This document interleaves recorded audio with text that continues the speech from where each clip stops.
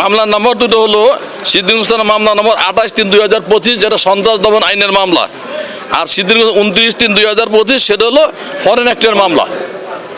আজকে বিজ্ঞ ম্যাজিস্ট্রেট জনাব মঈনুদ্দিন কাদের সাহেবের আদালতে 10 জন আসামি উপস্থাপন হয়। এর মধ্যে 6 জনের রিমান্ডের আবেদন করেন 10 দিনের। এরা হলো আতাউল্লাহ, মোস্তাক আহমেদ, মনিরুজ্জামান, সলিমুল্লাহ, আসমতুল্লাহ, হাসান। এদের দুইটা মামলা সিদ্দিকুর মামলা নম্বর 28/3/2025, সিদ্দিকুর মামলা নম্বর 29/3/2025। এদের কাছ থেকে 21,39,000 টাকা পায়। এরা সিদ্ধিরগঞ্জের ভূমিপল্লী এলাকায় তারা সংঘবদ্ধভাবে রাষ্ট্রের ভাবমূর্তি নষ্ট করার জন্য এবং দেশের বিভিন্ন জায়গায় ছড়ায় ছিটিয়ে তারা বিভিন্ন গুপ্তচরের মাধ্যমে রাষ্ট্রের ক্ষতি করার জন্য, ষড়যন্ত্র করার জন্য একটা অশুভ পায়তারার চেষ্টা করে।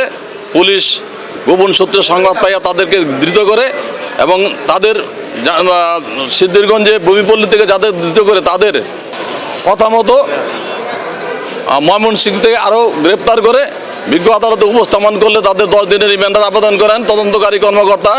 বিস্তর শুনানি আনতে বিজ্ঞ ম্যাজিস্ট্রেট। উৎসবের খুশি হবে নগদে বেশি, কারণ ঘন্টায় ঘন্টায় আছে গিফট জেতার সুযোগ। 6 জনকেই 5 দিন করে রিমান্ড মঞ্জুর করেন, 2 মামলা রিমান্ড মঞ্জুর করেন এবং 15 দিনের মধ্যে এই রিমান্ড কার্যকর করার জন্য ঘোষণা দেন, আদেশ প্রদান করেন। হ্যাঁ, নারী আছে কিন্তু তাদেরকে রিমান্ডের আবেদন করে নাই। একজন অপ্রাপ্ত বয়স্ক আছে, তাকেও রিমান্ড চায় নাই। 1 নম্বর আসামি আতাউল্লাহর বিরুদ্ধে হত্যা, খুন সহ অসংখ্য মামলার আসামি।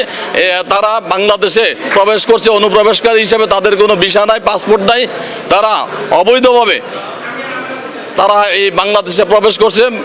এই জন্য তারা যে আরও অনেক অপকর্ম বা ক্ষতিকরণ করতে পারে বিধায় তাদের এই মূল রহস্য, কেন তারা বাংলাদেশে ঢুকলো অন্যায়ভাবে এবং কেন তাদের উদ্দেশ্য কী করবে তারা, এই সমস্ত যে অশুভ পরিকল্পনা এইগুলো উদ্ঘাটনের জন্য তাদের রিমান্ডে নেওয়া প্রয়োজন। সেই জন্য বিজ্ঞ আদালত তাদেরকে প্রত্যেককে 5 দিন করে রিমান্ড মঞ্জুর করেন। সিদ্ধিগঞ্জ থানাধীন ভূমিপল্লী থেকে রোহিঙ্গা নামধারী প্রায় 5 জন পুরুষ এবং 3 জন মহিলা এবং বাঙালি একজন সহ টোটাল 10 জনকে ধৃত করে সন্ত্রাস দমন আইনে এবং ফরেন অ্যাক্টে 2টা মামলা দায়ের করলে সিদ্ধিগঞ্জ থানায় এই মামলা গ্রহণপূর্বক উক্ত সকল আসামিদেরকে অদ্য বিজ্ঞ আদালতে সোপর্দ করিয়া তাদের আগমন এবং অবস্থান সম্পর্কে জিজ্ঞাসাবাদের নিমিত্তে 10 দিনের রিমান্ড আবেদন করিয়া বিজ্ঞ আদালতে প্রেরণ করলে বিজ্ঞ আদালতের শুনানি শেষে উভয় মামলাতেই 5 দিন করিয়া 10 দিন রিমান্ড মঞ্জুর করেন। আসামিরা এখন কারাগারে যাবে, কারাগার থেকে আইন প্রয়োজনে তাদেরকে জিজ্ঞাসাবাদের জন্য সংশ্লিষ্ট থানায় নিয়ে যাবে।